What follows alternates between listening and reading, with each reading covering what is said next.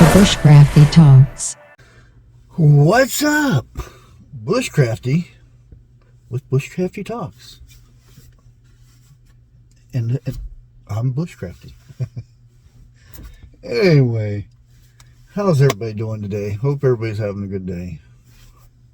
Well, my beard is all frizzled out.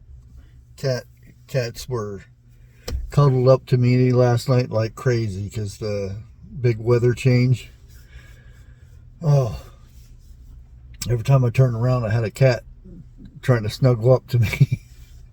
They're not used to that temperature change. It got down in the 30s, I do believe. I think right now it's 45, 42, somewhere in that area. But it's getting that time. I look it up at the leaves. I'm seeing a lot of yellow. It's getting that time. So that brings on, is everybody ready for that cold weather? That brr. And the lady's freaking out. And I'm sitting there talking to myself. The dirty looks that YouTubers get because everybody thinks we're crazy. But is everybody ready for winter? My garden is pretty much done over with. I didn't do no fall stuff this year.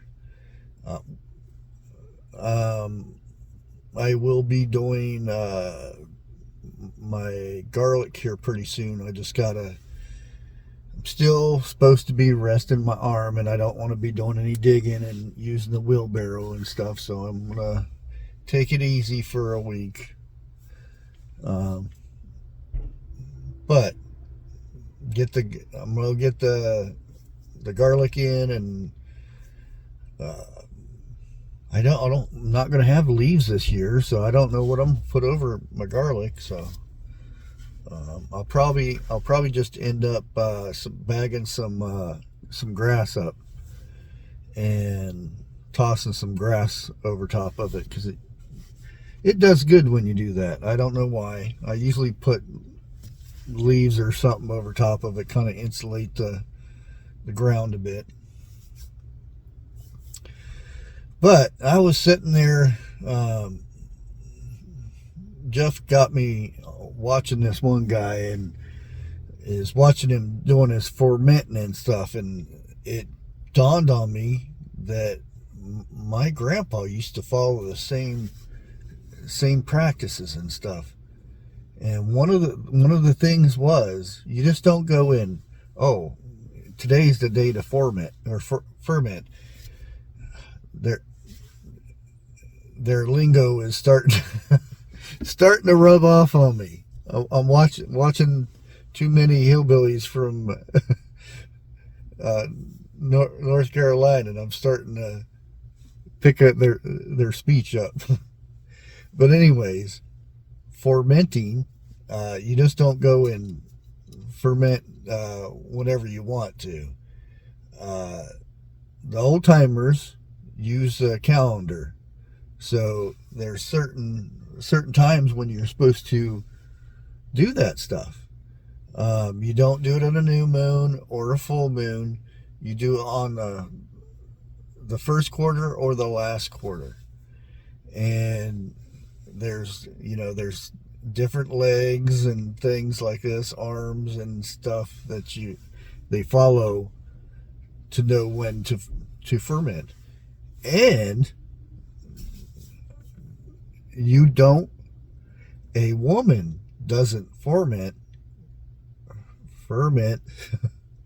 when it's her time of the month, because she will ruin whatever they're fermenting. So I thought that, and there are the old timers that will swear to when you do this and everything. There's certain times, certain moon phases and whatnot when they do that.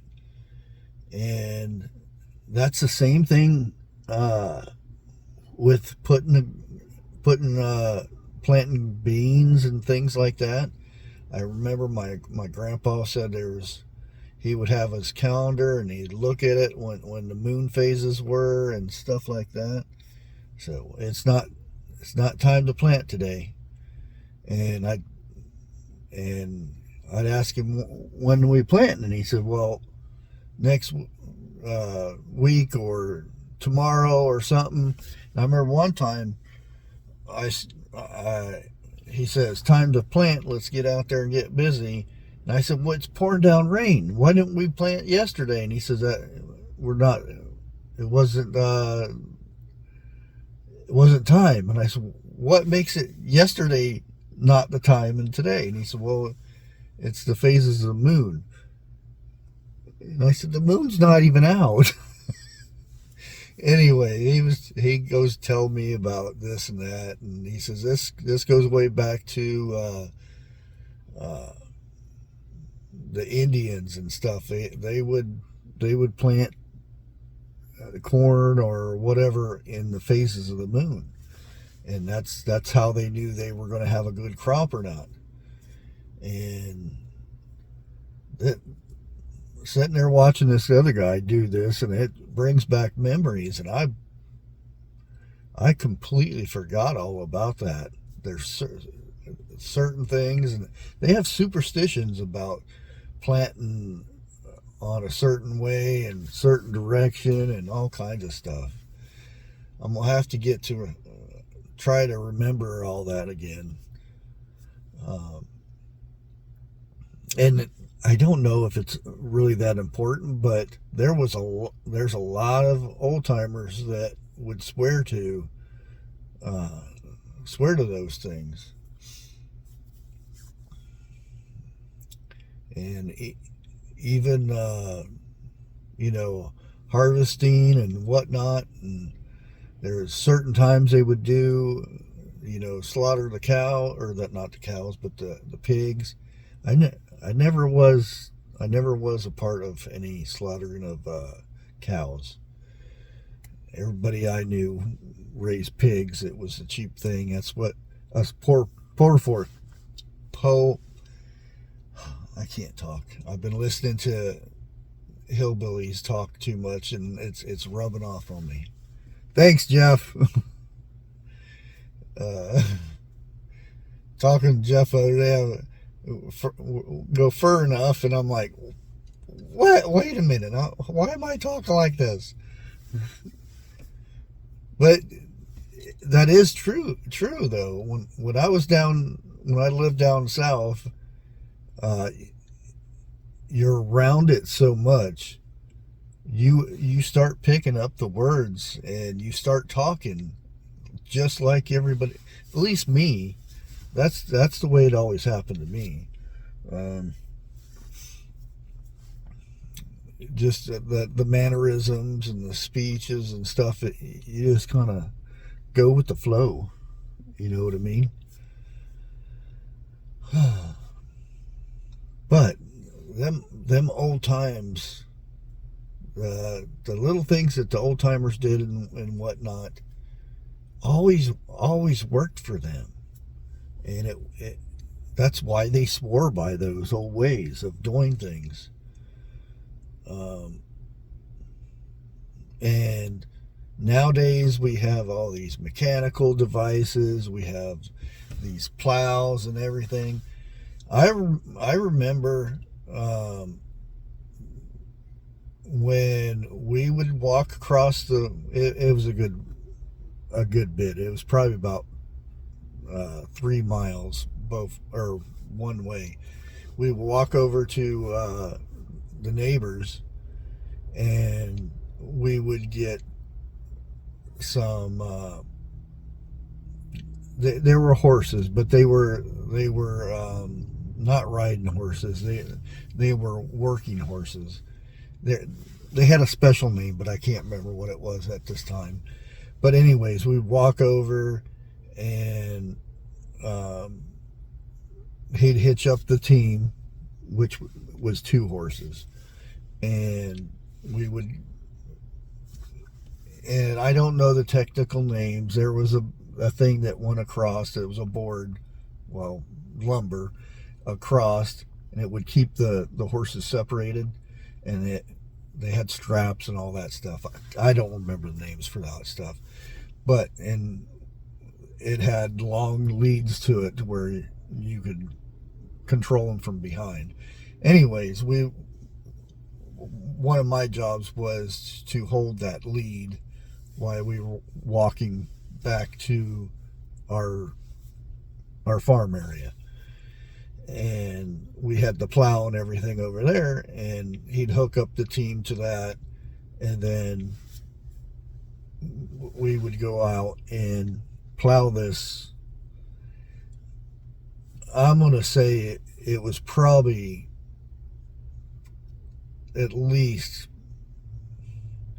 50 acres. This was huge garden area. I'm not sure completely, but I would say at least 50, if not more. And it would all get plowed by hand. And I would walk behind my grandpa because he didn't want me nowhere near the front or anything.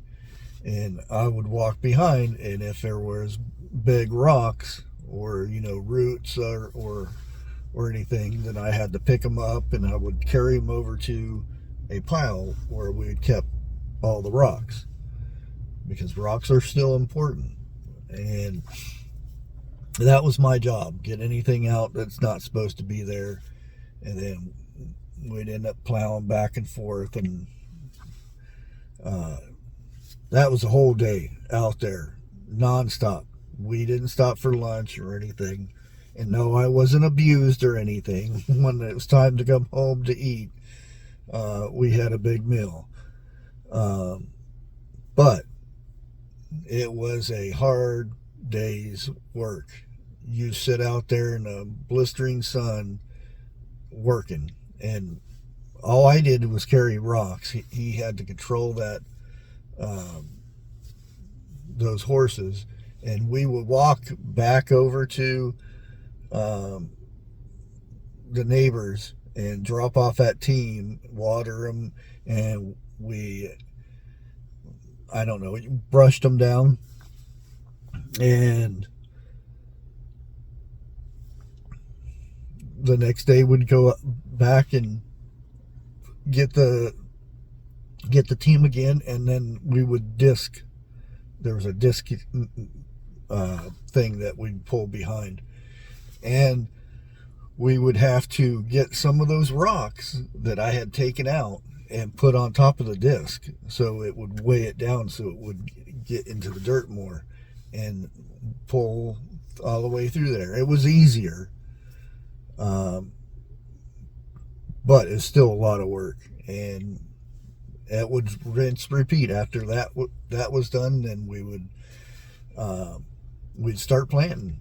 He'd have big old bags of seed, and depending what it was, there was a lot of corn, a lot of beans, a lot of tomatoes,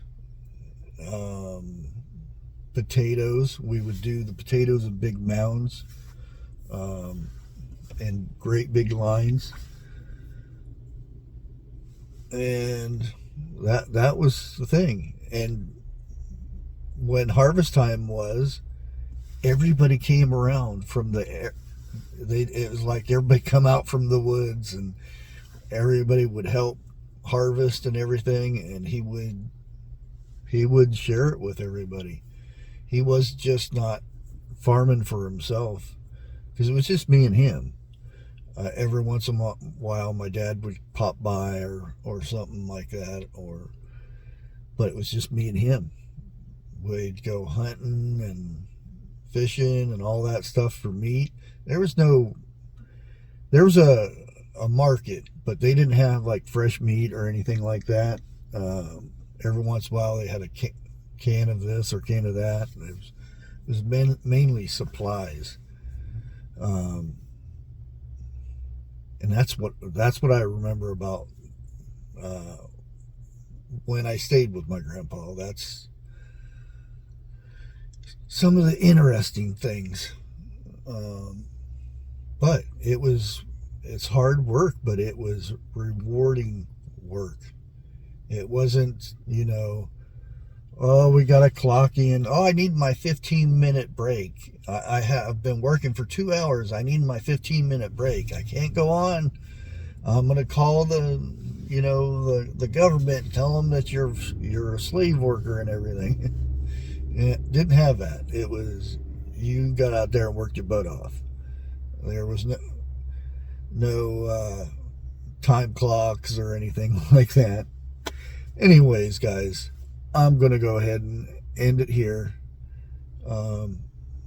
We really need to get back to some of them old days. Even though it was really hard work and whatnot, and I miss those days. I really do. Till next time, God bless and never give up.